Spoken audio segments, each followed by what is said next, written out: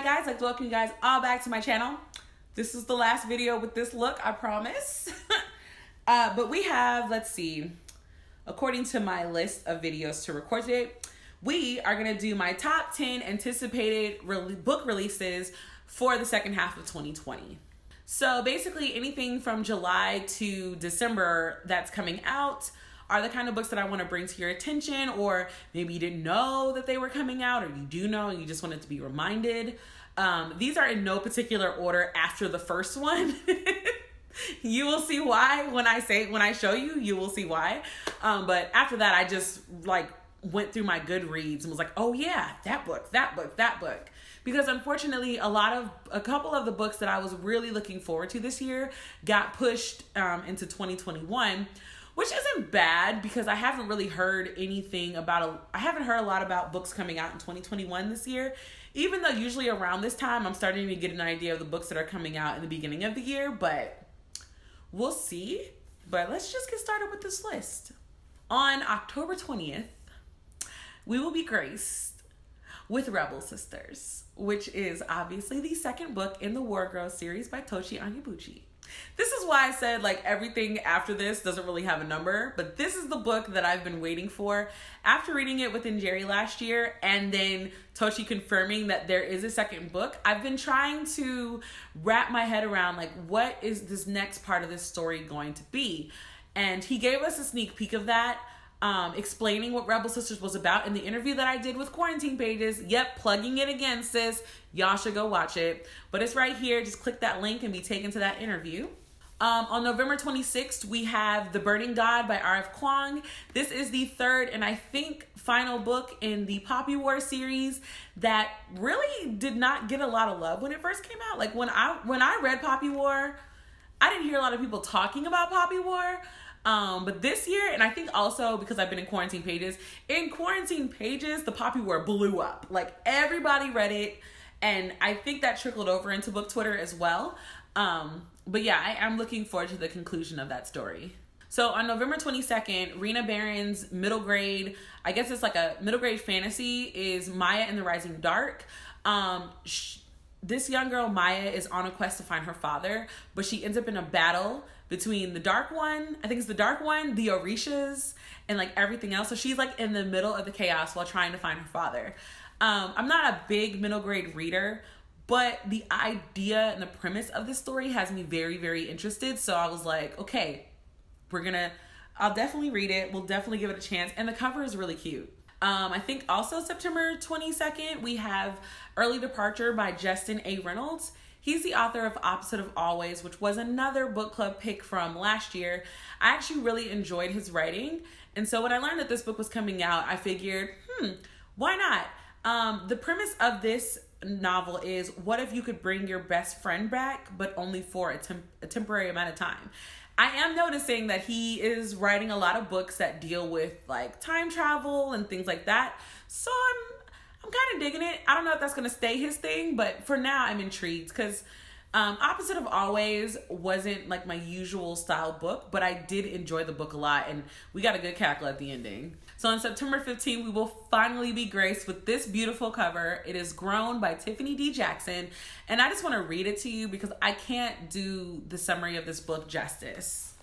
Grown exposes the underbelly of a tough conversation, providing a searing examination of misogyny, rape culture, and the vulnerability of young Black girls. Groundbreaking, heart-wrenching, and essential reading for all in the Me Too era. So it says, when legendary R&B artist Corey Fields spots Enchanted Jones at an audition, her dreams of being a famous singer take flight. Until Enchanted wakes up with blood on her hands and zero memory of the previous night. Who killed Corey Fields? Before there was a dead body, Enchanted's dreams had turned into a nightmare because behind Corey's charm and star power was a controlling dark side. Now he's dead, the police are at the door, and all signs point to Enchanted. I'm very intrigued. I hope that you are. Tiffany D. Jackson is also the one that gave us Monday's Not Coming.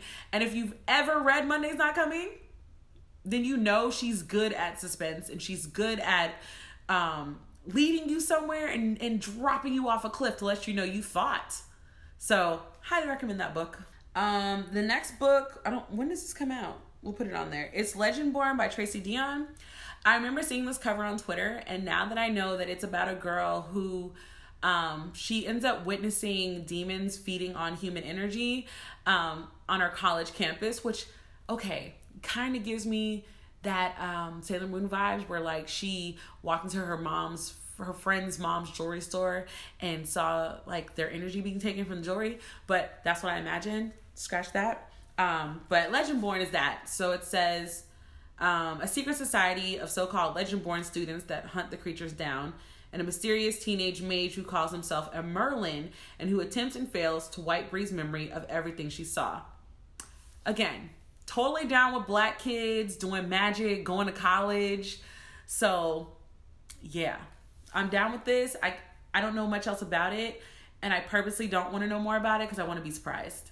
Another book that I'm very interested in reading because of quarantine pages is Cemetery Boys by Aiden Thomas. Okay, so the audio part on this is a little wonky, so I just wanted to freeze frame and come in here and tell you what Cemetery Boys is about. So basically, it is a story about a trans boy named Yadriel, which I'm digging that name. And Yadriel is determined to prove himself as a real brujo. And being in a traditional Latinx family and being trans, this is, I guess, the adventure that they go on. And then I know it involves him and his cousin. So I'm very excited to see how this goes because it involves like ghost and murder. And yeah, so I just figured I should correct myself since the audio's messed up. A book that's coming out August 18th is Raybearer by Jordan Ifueko. I'm sorry if I pronounced that wrong.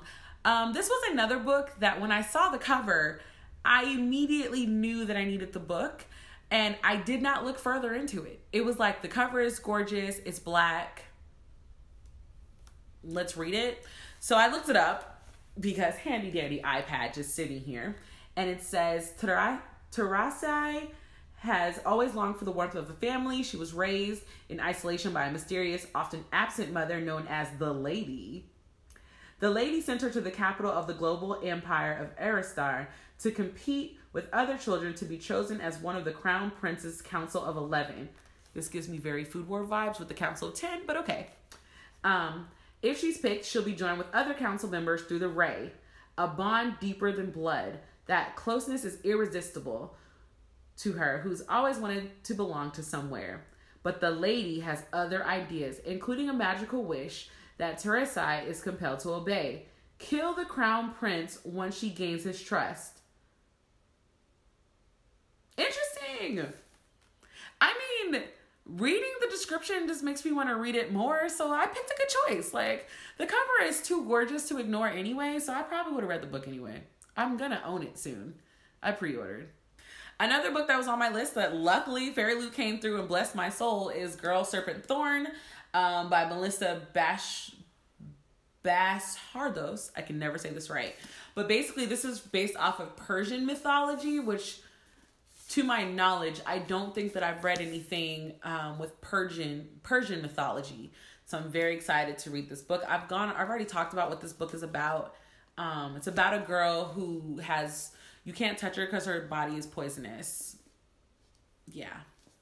The last book that I'm interested in, well, not last, just in the top 10, is the Silver Slurping, the Silvered Serpents by I can never say the name, Roshani Chotsky. The Gilded Wolves 2. And I know a lot of people did not like The Gilded Wolves. They kept comparing it to Six of Crows and all this stuff. So I've never read Six of Crows. It's on the list of the books that I'll get to one of these days. So I can't make that kind of reference yet, but I did enjoy it. And the way that it ended left me with a lot of questions that I actually want to answer. So that's the reason why I chose to continue the series. Whew. Sorry about that, guys.